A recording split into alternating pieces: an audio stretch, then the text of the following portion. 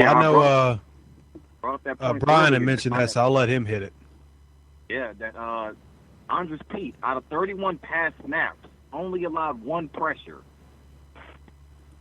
That's pretty amazing to me coming from him, especially considering all the flack that he's caught and the idea that the coaches really haven't helped Andres Pete, and people want to kind of ignore that he's pretty much been the guy playing musical chairs along the offensive line, and for him to perform the way he did, it's admirable. I mean, you got to kind of respect the guy's, his grind, because he did give up a sack late against Dwight Freeney last week, and people wanted to kill him for that. But for the most part, he had a pretty decent game against Atlanta as well. So it seems as if Pete's more comfortable along the left side, and the Saints need to do a great job of keeping him on that side, whether it be tackle or guard. And, of course, when Armstead gets back, he's definitely going to play left tackle. You just paid him all of that money to play that position. But, I mean, they need to stick Pete on the left side, and let's just go with it.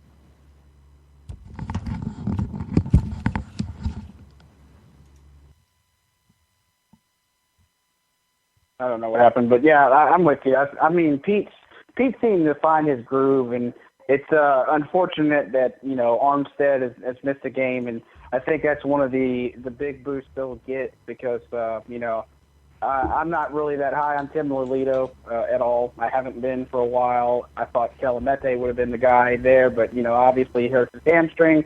I thought he was doing a nice job against Atlanta, but once Armstead comes back, hopefully he's one of those guys during the bye week that can get very healthy, come back into the picture, and really help the Saints offensive line get even better.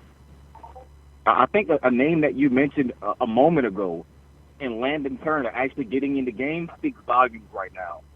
Sean Payton has always kind of brought guys like him, those utility guys, along slowly. And to say Landon Turner's getting snaps right now kind of signals that Jari Evans being a kind of maybe a one-year deal kind of guy, that he won't be back next season, especially considering they signed him so late. Mm-hmm. And Landon Turner may be the guy that slides in at right guard. So the Saints may have just solidified their O-line without having to do much to do so. And you slide Landon Turner in at right guard.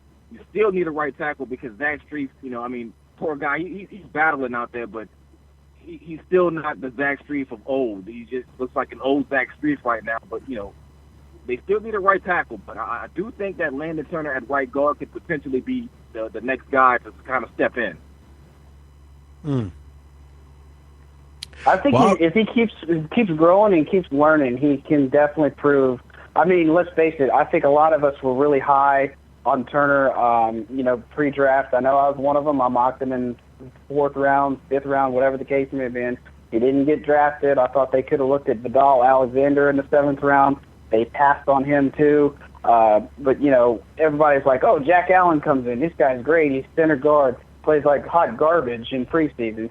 Same story with Marcus Henry, a guy who at Boise State fits the scheme well. So he couldn't do it. But Turner did enough to last, and I think they've got something special with him if he continues to grow for sure. Yeah, I'm still unsure. I'm not sold on it, but I think that there's a lot of positive. I do still think that the ultimate plan is when Strief finally retires. I don't remember who it was. It was either Melvin Ingram's sack or Jerry Adeochu's sack, where he literally just juked Strief and ran right by him. And that only happens because Strief's 400 years old now. But I think eventually Pete's got to hopefully switch over to that right spot, because even though he has done admirably at left guard, he doesn't have a left guard's body. He's not built for that position for a couple of reasons. One, he's a tad too tall, and with Drew Brees being about 4'11", it's tough for him to throw over him. And second, he just doesn't have the upper body build to really be the guard. He's more of a range player on the outside at tackle. Now, I don't know about all the others. If we're going to, I know Armstead and Unger are the constants. No matter what, they are solid for probably the next 2 or 3 years, guaranteed. Armstead, hopefully more.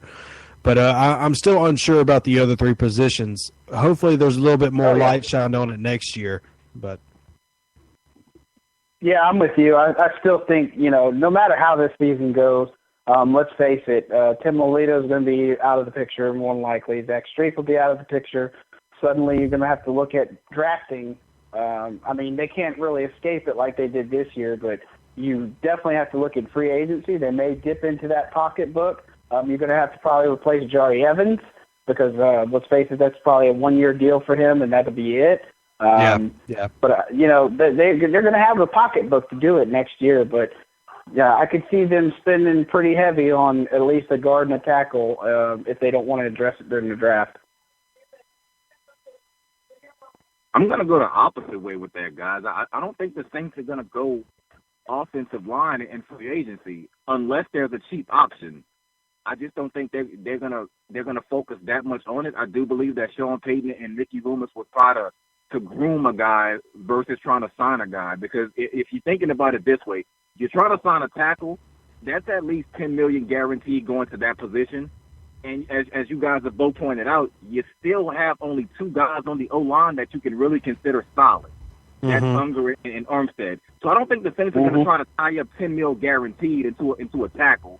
And you definitely don't want to tie up at least $7 million guaranteed into a guard. I think they'll try to draft a guy and try to, I guess, groom him, especially considering that Sean Payton's an arrogant guy, and he believes in his system, like most coaches, of course. But I believe he truly thinks he can pick a 4th-round guy, plug him in, and that's going to be his starter. He did it with Jari Evans. He's done it with Carl Nix. Anybody 3rd, 4th round and beyond, the Saints really believe these guys can make it. They just have to get the right guy. You got Armstead in the 3rd round. You had Carl Nix in the 5th. You had Jari Evans in the 4th. I don't think the Saints are going to spend big money on O-line. If anything, I believe the Saints are going to try to go for a pass rusher, and the only elite guy that's going to be on the market next year is Jason Pierre-Paul. Can't say they're going to try to spend the money on him, but I do think if they're going to spend money anywhere, it's going to try to be on improving that pass rush because I've said it many, many times. I'm probably beating a dead horse at this point. The Saints have tried to use 5 guys to replace with Junior Gluck's production. They have yet to succeed. If they don't find somebody opposite Cam Jordan, it doesn't matter who the hell they have playing cornerback. It's going to be a long day. Yeah, well, just before we move on, because I don't disagree with that statement, but just to throw a couple names out there who could be available for us to take a look at this upcoming offseason, Kevin Zeitler of the Cincinnati Bengals and David DeCastro from the Pittsburgh Steelers, both very good guards who might be available and will have the money to spend it. And Sean Payton and Mickey Loomis have shown that they're not afraid to spend a dime when it comes to offensive guards because we gave Evans and Nix the highest salaries of any guards for multiple years. Yeah, I'd be Zittler. Zittler is the one that I think would be a realistic target in the Bengals. And they've had some contract fallout, so clearly they are not seeing eye to eye on that deal. So I could see that happening. Yeah, but that's going to cost us a lot of money if we go that route. Yep. So. But that would be such a Saints move. It would be a Saints move. That's why I brought it up. I'm not saying I like the move. I'm saying it would match what the Saints usually do. Like bringing in Jarris Byrd to a team that has no defensive line and expecting him to reproduce 20-plus interceptions. Not going to happen. Yeah, it's like Go ahead. I was going to say, I also think there's a fear factor involved, guys. And I'm not going to knock the names that you guys brought up. Both viable candidates, and it definitely is a Saints type of move. But I think sometimes the Saints kind of like they have buyer's remorse a lot. Kind of like you spend all of that money on a Ben Grubbs and it doesn't work out. So I kind of think when it comes to O-line, I'm not necessarily sure if the Saints will. Not saying that they won't, but I think they had an opportunity to go get one of the best available, and they let the Oakland Raiders outbid them or just straight win for them. And I personally can't. Maybe it's possible. We'll find out next offseason for sure. Here's why I lean that way. Because the Saints, in terms of next year, the amount of money they're going to have not had this much money since before Drew Brees' $100 million contract. This is the most money they will have had in several years. So I'm pretty sure they're going to go crazy with it and just start handing out checks to everybody. Yeah, I could see it. But, look, if history tells us anything, what they'll end up doing is they're going to go get another Buffalo Bills player and throw money at Stephon Gilmore as a cornerback. I bet you that's something. I've seen Saints fans all about that one. So maybe it's their time to talk. Right now. Take it back. Oh, my goodness. Yeah, I would be very upset with that one. Yeah, I would too, because I don't think that's where the answer needs to go. Because you look at, and I know we're getting off the target on that, but you look at guys like P.J. Williams, who was playing pretty well until his nasty concussion. You would presumably get Damian Swan back in that mix. Another guy that I would think that I was really high on in training camp, and unfortunately he had an injury, was Jimmy Pruitt, guy out of San Jose State. Not many people talked about him. The guy had some really good film. He's a really good corner. Unfortunately, he gets hurt that would have been a guy that I would have thought could have ended up filling in with all these injuries that came in. But I think they got a lot of cornerback depth heading into next year. But if they can stay healthy, is going to be the biggest thing. Well, let me throw this one out there, and I'm going to just throw y'all for a loop.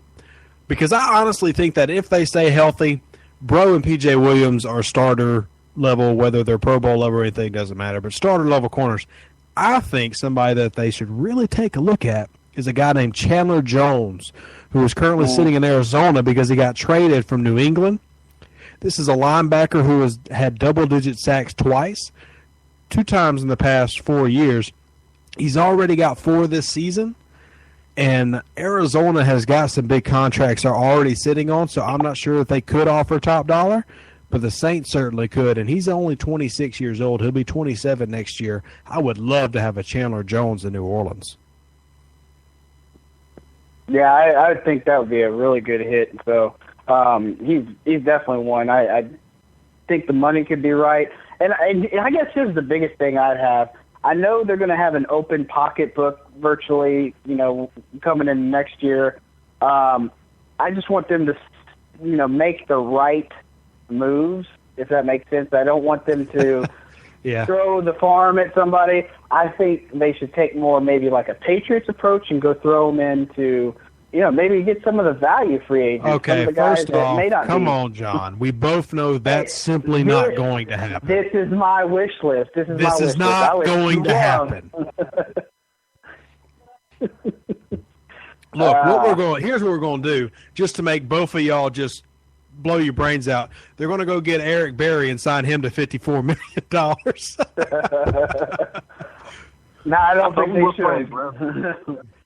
We're just going to have 4 starting safeties. The first team in NFL history, nothing but safeties. We completely got rid of all but one linebacker. Yeah. You guys are mentioning possible free agents for the Saints next year, and I just want to throw this name out there because he's going to be available, and it's somebody that the Saints were very high on prior to New England picking him, and that was linebacker Jamie Collins.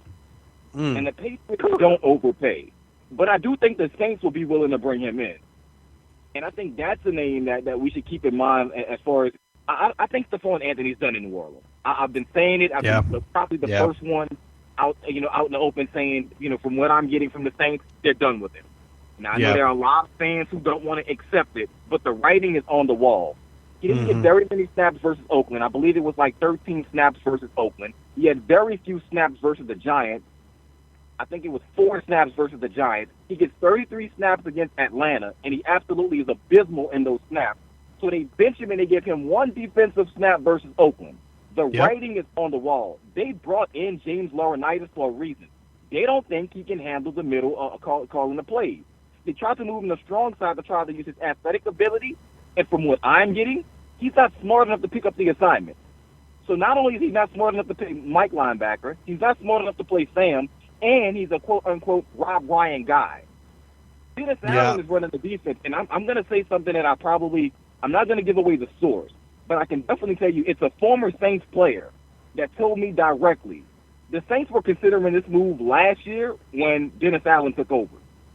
So they're done with Stephon Anthony. Well, I'm not going to guess on that one. I'm going to keep that one in my pocket for a tweet a little later. But let me add this because you said, here's why I don't think we'll go Jamie Collins, because Jamie Collins is Stephon Anthony. I mean, they're basically twins in terms of production, who they are as players, especially when it comes. As far as I know, Jamie Collins is not exactly stellar in zone coverage either. And it seems like Dennis Allen wants his middle linebackers to drop back in Tampa, too, a lot. Because we saw Robertson get beat a lot Sunday in cover 2. But if that's the case for Stephon